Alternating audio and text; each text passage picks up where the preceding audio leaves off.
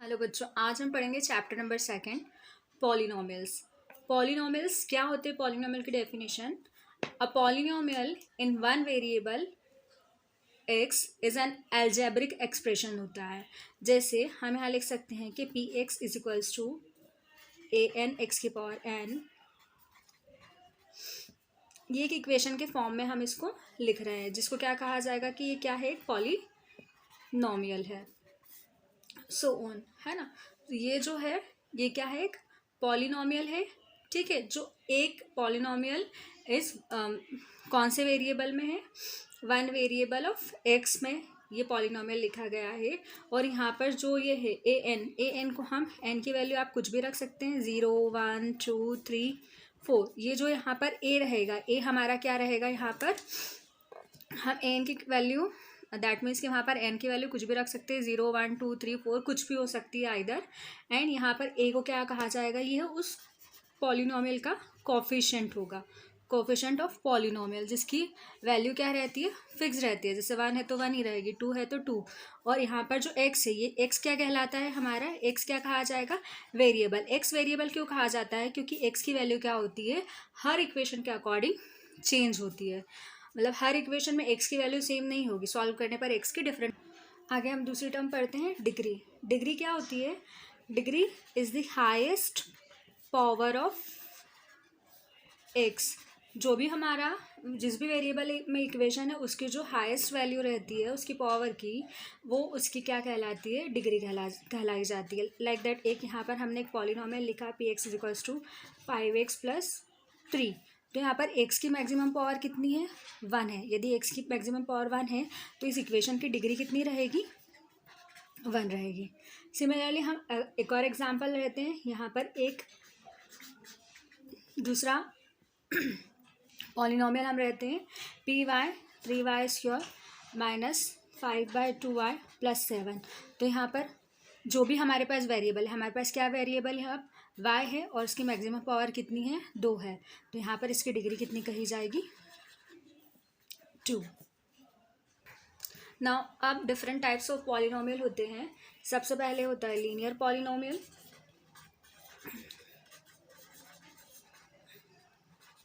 जिसमें एक्स की maximum power कितनी रहती है? 1। जैसे 3x प्लस 5 और 3/5x प्लस 2। हम इस एग्जांपल्स के अकॉर्डिंग ले सकते हैं कि जिनमें वेरिएबल की मैक्सिमम पावर 1 रहती है, वो लीनियर पॉलिनोमियल कहलाए जाते हैं। और इसके अलावा क्वाड्रेटिक पॉलिनोमियल होते हैं, जिनमें मैक्सिमम डिग्री या मैक्सिमम पावर कितनी रहती है? 2 रहती है। Like that 5x square plus 3x minus 7/5। इसके अलावा क्यूबिक होती है, क्यूबिक पॉलिनोमियल, जिसमें मैक्सिमम डिग्री जो रहती है या मैक्सिमम जो पावर रहती है किसी भी वेरिएबल किसी भी पॉलिनोमियल की, वो कितनी रहती है? 3 रहती है। 8x की पावर 3। या हम दूसरा पॉलिनोमियल यहाँ पे ले लेते हैं 9x cube plus 5x square plus 3। इसमें मैक्सिमम पावर कितनी है? 3। तो ये कैसा रहेगा? क्यूबिक। इसमें मैक्सिमम पावर कितनी है? 2। तो ये कैसा रहेगा? क्वाड्रेटिक। और इसमें मैक्सिमम पावर कितनी है? 1। तो ये कैसा रहेगा? Linear polynomial. Okay, now next एक और लास्ट वाला बाइक्वाड्रिक और क्वाड्रेटिक पॉलिनोमियल कहा जाता है, जिसमें एक्स की मैक्सिमम पावर कितनी, या किसी भी वेरिएबल की मैक्सिमम जो डिग्री या पावर रहती है, वो कितनी रहती है? 3 रहती है। तो हम उसको कह सकते हैं, सॉरी 4 रहती है। तो उसको हम कह सकते हैं बाइक्वाड्रिक पॉलिनोमियल। ठीक है, आपको समझ में आया होगा आई होप। यदि पावर या डिग्री, है ना, पावर या डिग्री 1 है तो वो क्या कहलाएगा? Linear polynomial. यदि डिग्री 2 है तो वो क्या कहलाएगा? Quadratic polynomial. यदि डिग्री 3 है तो वो क्या कहलाएगा? Cubic polynomial. और डिग्री मैक्सिमम उसकी 4 है तो बाइक्वाड्रिक और क्वाड्रेटिक पॉलिनोमियल कहलाया जाएगा।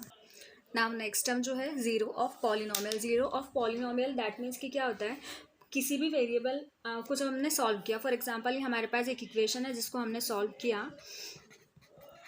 और यहाँ से सपोज करो कि x की हमें दो वैल्यू मिली, एक 2 मिली है, एक -2, तो ये दोनों ही जो कहलाए जाएंगे इस इक्वेशन के क्या कहलाए जाएंगे, ज़ीरोज़ कहलाए जाएंगे। तो जो भी इक्वेशन रहती है उसके जो भी वेरिएबल्स रहते हैं उनके जो आंसर रहते हैं उनको हम उनके ज़ीरोज़ कहते हैं।